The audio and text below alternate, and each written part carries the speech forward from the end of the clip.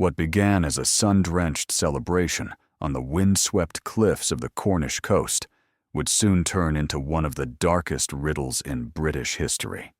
Newlyweds Lila Watson and Adrian Carter, both beloved children of the rising tech elite, disappeared without explanation from the wind-swept expanse of the historic Pendragon Bridge.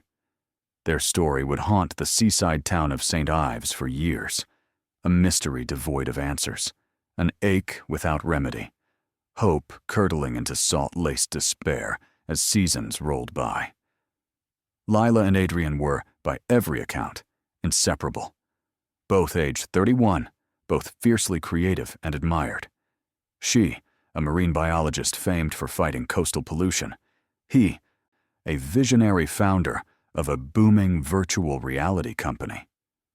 They met 5 years earlier at an eccentric local art festival, and friends still remembered sparks flying, an undeniable energy, as if some ancient tale had come alive. Their wedding was held in Moransian Abbey's sunlit gardens, a vivid affair with over 200 guests, the sort of event legends are made of. After an exuberant evening of Cornish dances on the lawn, laughter echoing under paper lanterns, and speeches that left the crowd in joyful tears, Lila and Adrian retired to the historic Grand Galleon Hotel, perched high above the sea, brimming with anticipation for their wedding night, before departing on their African savanna honeymoon. Unbeknownst to everyone, their luminous day would be forever frozen, an idyll no one could revisit. Pendragon Bridge, with its arched granite span and weathered railings, was a symbol in their shared story. Adrian had proposed to Lila there one dawn, clouds blushing over the Atlantic as he slipped his grandmother's ring onto her finger, a moment immortalized in dozens of sun-washed photos. To them, the bridge represented kinship, perseverance, and crossing into the unknown. Lila often wrote in her travel diaries about hearts bound above roaring waters, fusing their love for the sea and one another into something nearly mythic. But like all sacred places, the bridge bore shadows. Through decades, it had been the site of tragedy accidents in stormy weather, mysterious vanishings whispered about by locals, even a few old tales of lost lovers never found. The last verified sighting of Lila and Adrian was captured in the grainy footage from the hotel's side entrance just before midnight. Her in a drift of white silk, him with his jacket slung over one shoulder and laughter on his lips. Minutes later, they melted into the salt breeze. They never made it inside their hotel suite. Their luggage, passports, even Lila's sketchbook, and Adrian's half-written business speech lay undisturbed. When they failed to show for their flight out of Heathrow, terror set in. Adrian's mother, Beatrice Carter, arrived from Bristol the next morning, her voice quivering as she urged the Cornwall constabulary into action.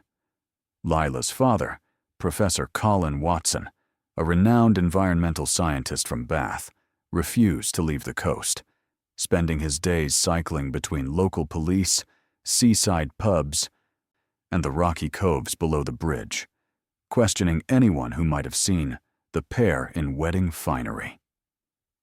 For days, rescue teams scoured the coastline with drones, dogs, and boats, while villagers pooled their scant footage from door cameras and riverside pubs.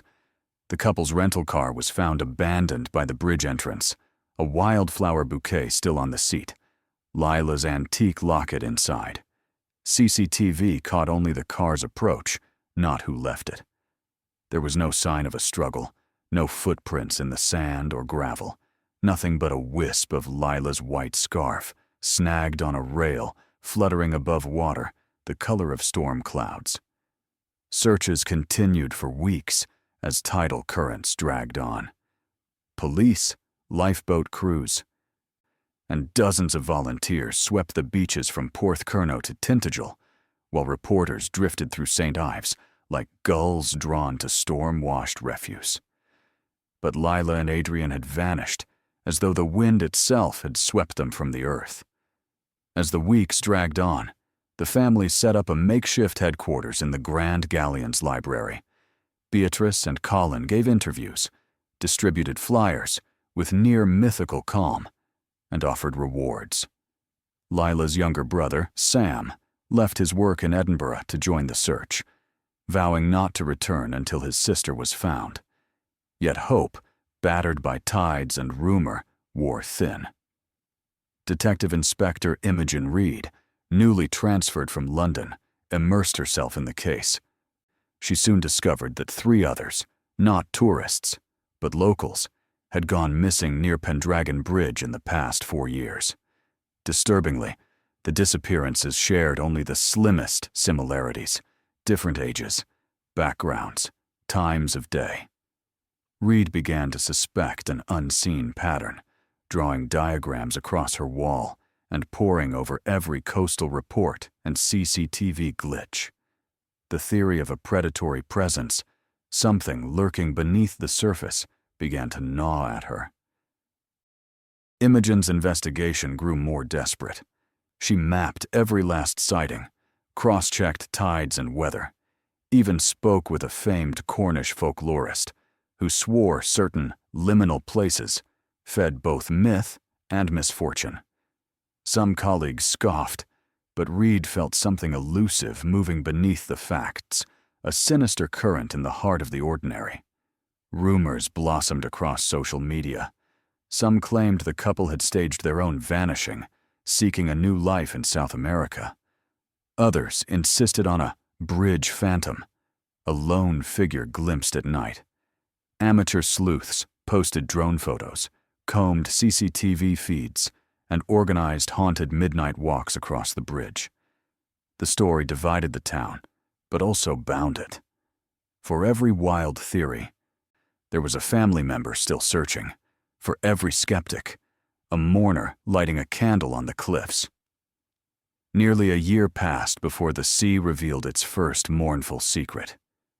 In late autumn, a local fisherman discovered a pale blue heel embedded in the sand below the bridge, its edge rimmed with the town's saffron-tinted lichen.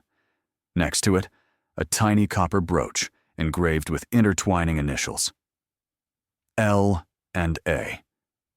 The items were unmistakable. The heel, part of Lila's wedding shoes; the brooch, a family heirloom from Adrian's great-aunt. The find reignited national interest. Police cordoned off the area.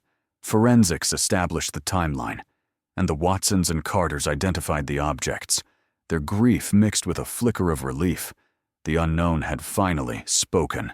Soon after, a torn scrap of midnight blue fabric was discovered wedged in a tide pool beneath the bridge, and DNA testing confirmed it had belonged to Adrian's wedding jacket.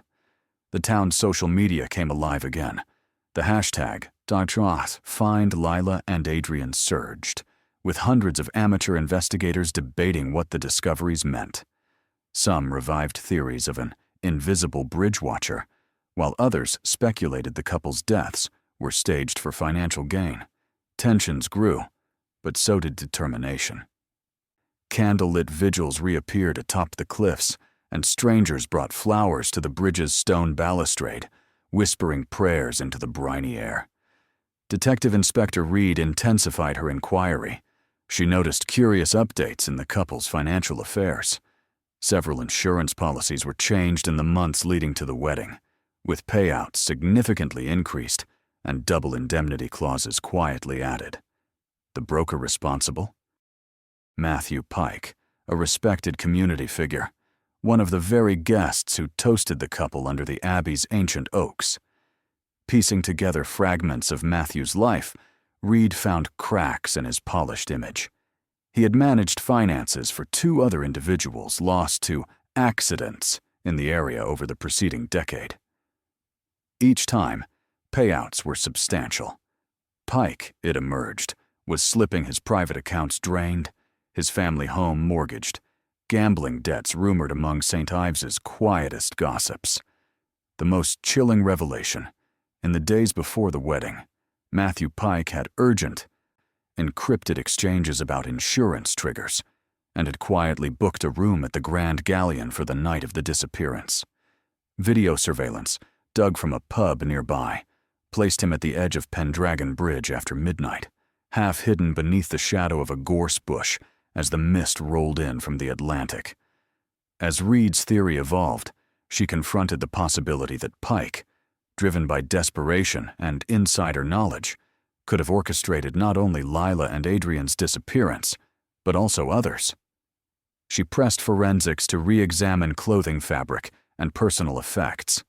A new search along the bridge's underside began, this time with crime scene divers and cadaver dogs.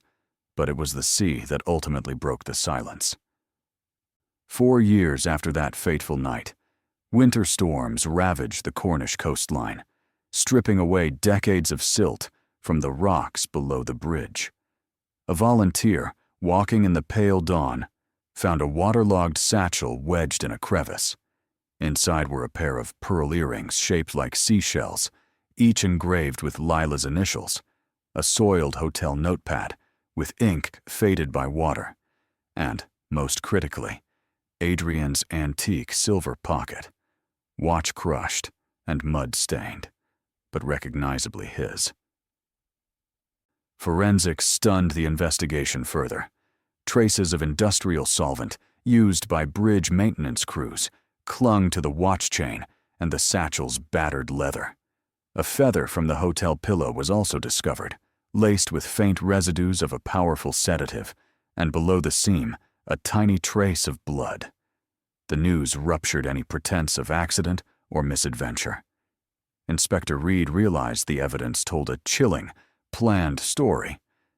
The attacker had used chemicals, wiped the scene, and planted deliberate confusional to stage an unsolvable vanish. But Cornwall, like the wind, keeps its secrets only so long. Reed's case files had found their ghost. The arrest of Matthew Pike sent tremors through Cornwall's social circles. News of the once beloved insurance broker being taken into custody flashed across television screens and filled local news bulletins. For years, Pike had crafted the persona of generous neighbor, sponsor of seaside charities, and mentor to young entrepreneurs. But beneath that gilded exterior, desperation and deceit had festered. Detective Inspector Reed built her case meticulously. Security logs from the Grand Galleon confirmed Pike's late-night visits. Forensic searches of his rental car yielded fibers from Lila's scarf and a trace of the same industrial solvent found on Adrian's watch. Even more damning was Pike's secretive search history, recovered from his encrypted laptop backups, bridges without cameras, how to clean evidence after river accident, and double indemnity insurance loopholes UK. When confronted, Pike denied everything, his smile brittle, blaming fiscal stress and an overzealous police investigation. But in a private interrogation, facing Imogen Reed and the tangible proof of his signature and encrypted emails, the cracks in his story deepened. "I only wanted a way out," he muttered, eyes darting to the rain-streaked window. "I never meant for anyone to get hurt. I was desperate." Soon after, he retracted all admissions, claiming coercion and manipulation by the authorities. Nevertheless, the damage was done.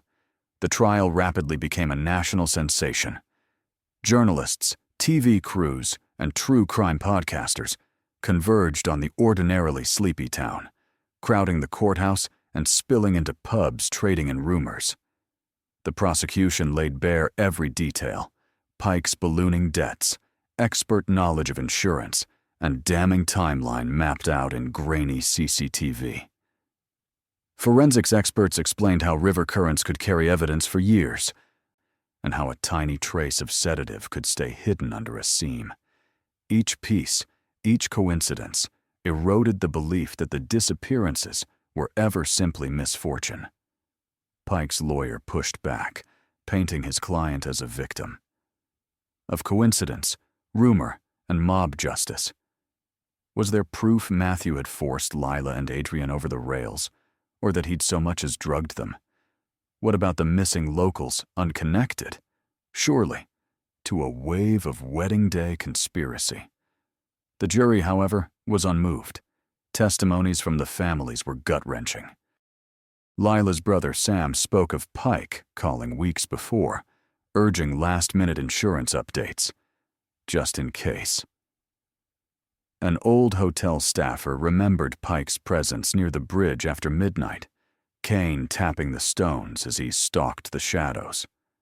In a dramatic finale, a tidal scientist traced on a map how storms over the Atlantic could lift and deposit lost objects across miles of coast, but leave behind, always, some stubborn clue. As closing arguments echoed off the ancient stones, the case's emotional weight was undeniable. It took the jury less than 2 days to return a unanimous verdict. Guilty on all counts. Matthew Pike stared at the dock, unblinking, as the judge delivered a sentence that would see him behind bars for decades. For the first time, his hands trembled. The town of St. Ives, still nursing shock, organized a memorial on the bridge. Flowers, candles, and paper cranes lined the granite railing. The story captivated not just Cornwall, but all of Britain, becoming a catalyst for tighter insurance oversight and renewed protocols for missing persons. Inspector Reed was commended for her persistence.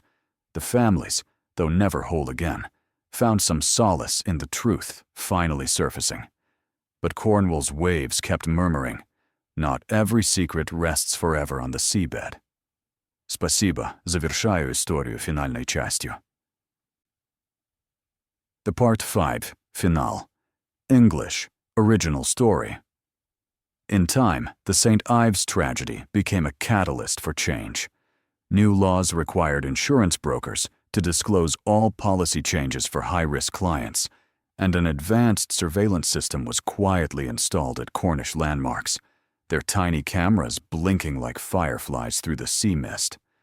At the Grand Galleon, one suite was converted into a crisis resource room for missing persons investigations, funded by a grant from the Watson and Carter families.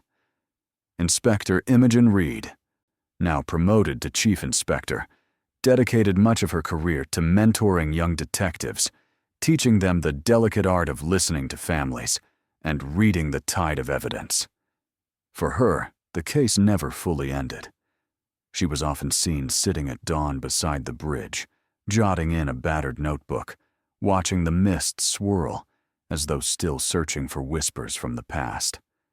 The families, their wounds still raw, turned grief into action. Together, they founded the Pendragon Remembrance Trust, funding cutting-edge DNA analysis and providing grants to families of the missing. Every year, on the anniversary of the disappearance, the community gathered at the bridge lighting lanterns, releasing folded boats in memory, reading the names of all who had vanished from Cornwall's wild coast. Then, nearly a year after the verdict, an encrypted email appeared in the inbox of Cornwall's Detective Bureau. Its subject line was a phrase no one had used since the trial: "Final crossing." The attachment was a confession, recorded by Matthew Pike just days before his arrest. Hollow-eyed, voice unsteady, he admitted. There were more.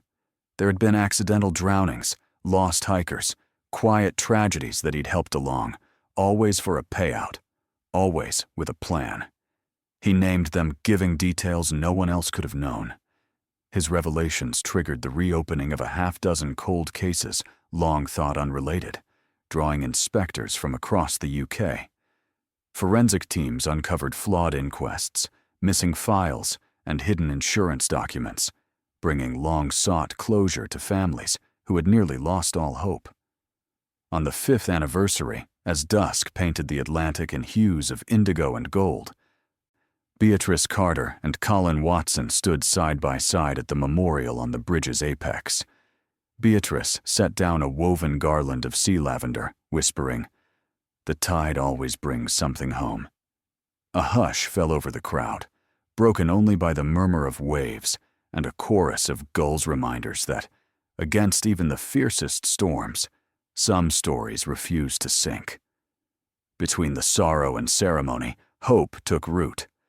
A belief that truth, though battered by time and tide, will always find a way ashore. And as long as loved ones gather, as long as detectives persevere, and as long as the sea returns what's lost, no secret is ever truly lost in Cornwall's restless waters.